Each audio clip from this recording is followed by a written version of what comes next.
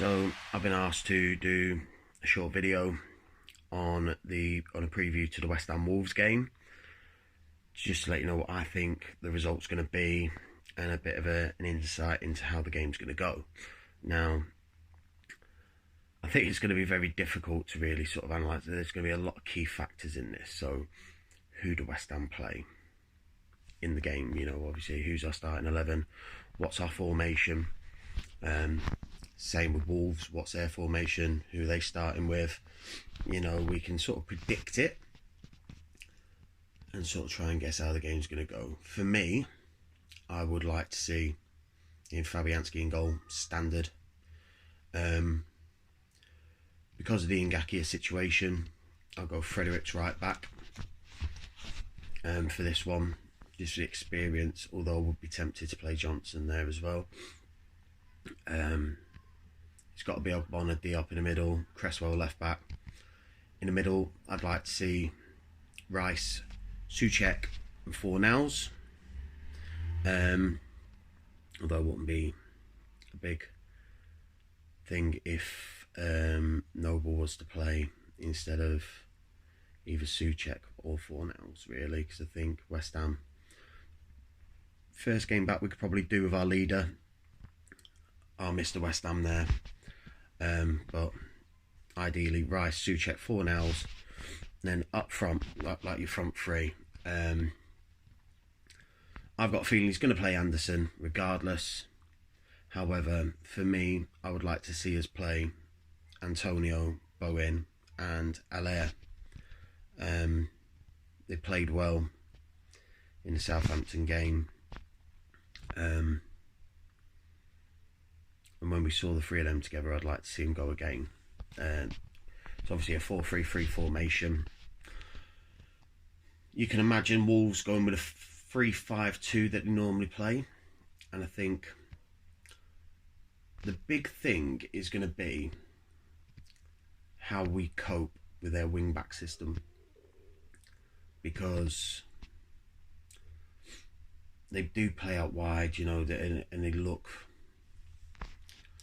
to get that ball out wide and look to then sort of play it in, from, you know, into Jimenez, Adama Traore, Jota, whoever plays up top with him.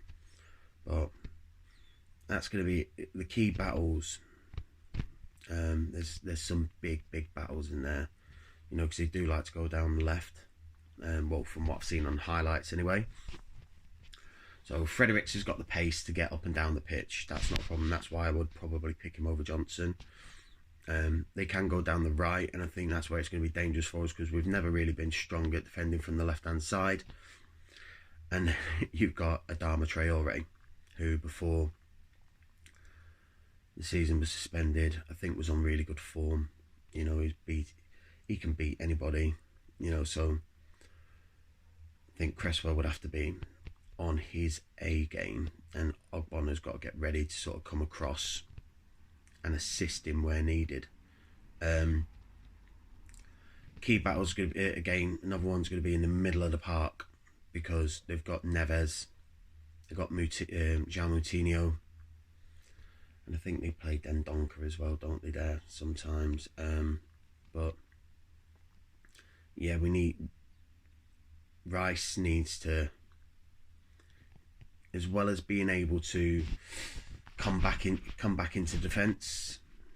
You know, if Ogbonna gets dragged out wide to help Cresswell, or Diop comes out to help Fredericks, Rice needs to get in that defensive position, you know, which he's played in his natural with.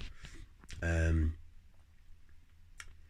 yeah, someone needs to man-mark Moutinho and get at Neves. If you stop them two, you can stop a lot of their football. Not give away any silly fouls near the edge of the areas and stuff like that, because we all know what Neves is like. He likes to hit football. Moutinho is very good at set pieces as well. So we need to get that ball out of that area.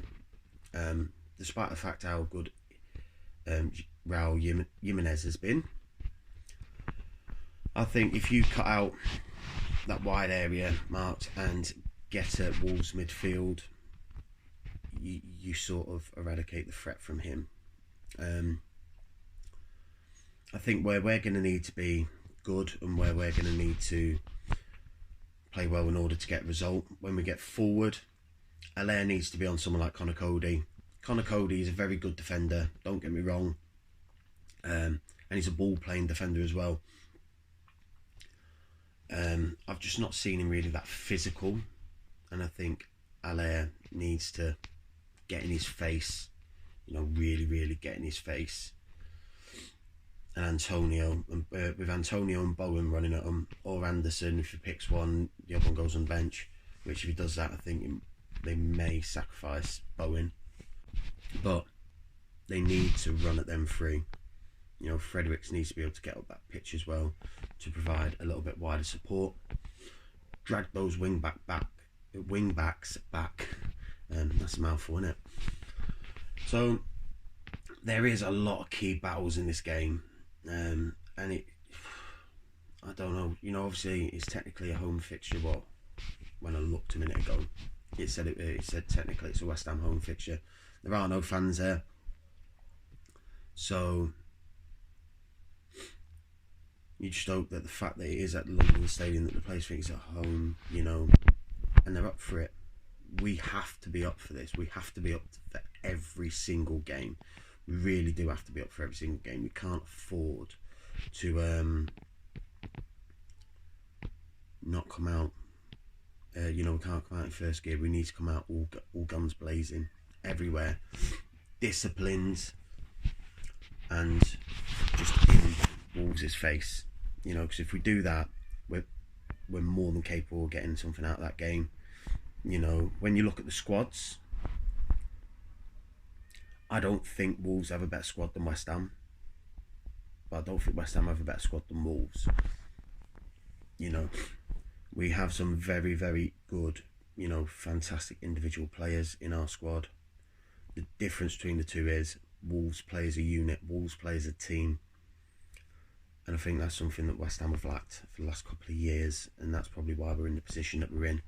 But when you look at the videos and the training reports and stuff like that, it looks like the players have come back fit. They look like they've come back lean. They look like they're hungry, So bring that on the pitch, and in 90 minutes, I'm pretty confident that we can get something from this game. Now, I don't want to predict the score because I could get it massively wrong.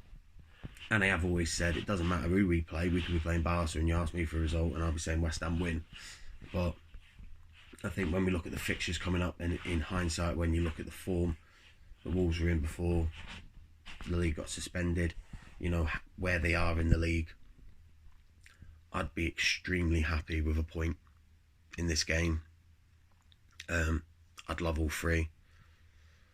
But we can't afford to lose our first game back, because I think that sets a precedent. Games are coming thick and fast, and you haven't got time to sort of wallow in that defeat and then pick yourself up ready for the next game. You've literally got to be able to, right, we've won this game, or we've lost this game, right, dust yourselves off now in the changing room at the end of 90 minutes, focus on to the next one.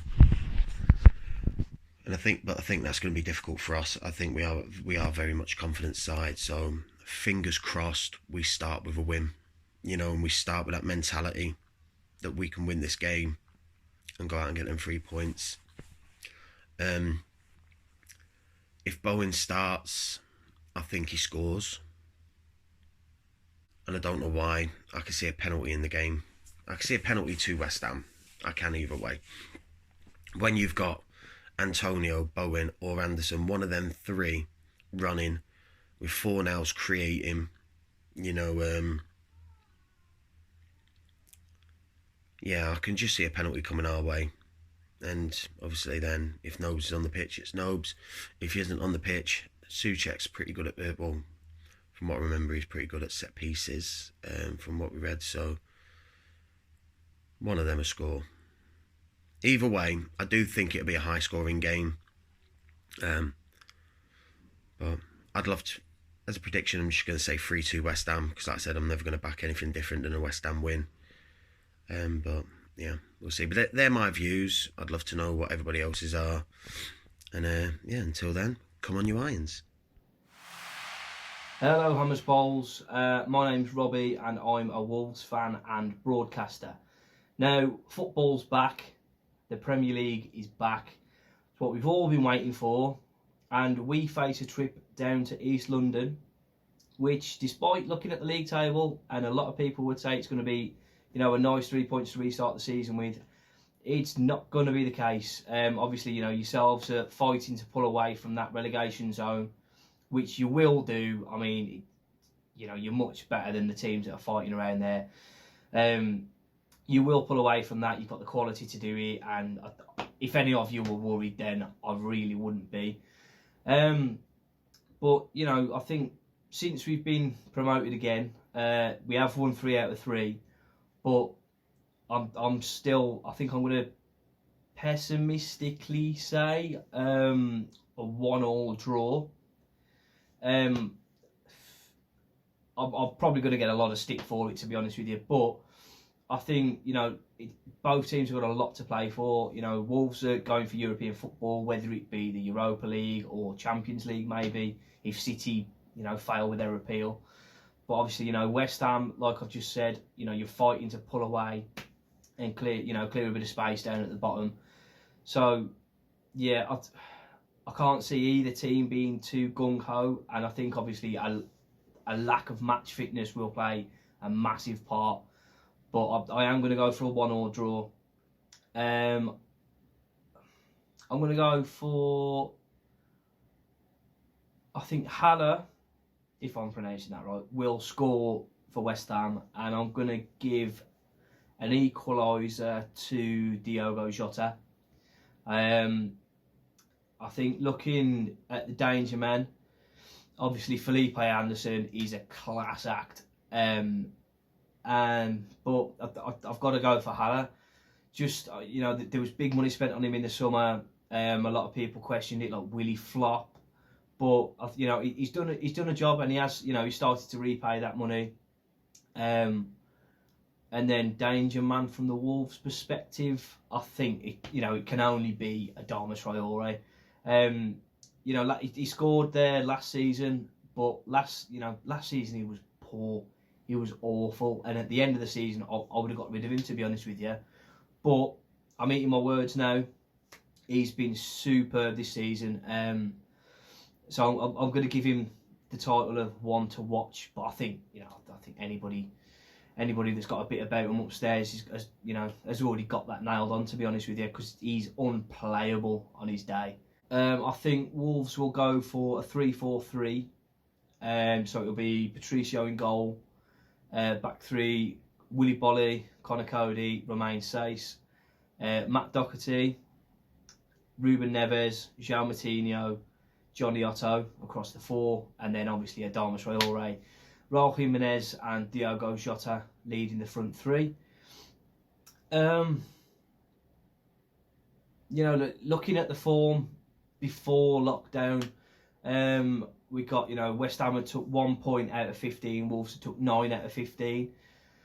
But that means nothing now after such a big gap. It's like playing 2 mini seasons in a season, innit? But I'd like to wish West Ham fans all the best.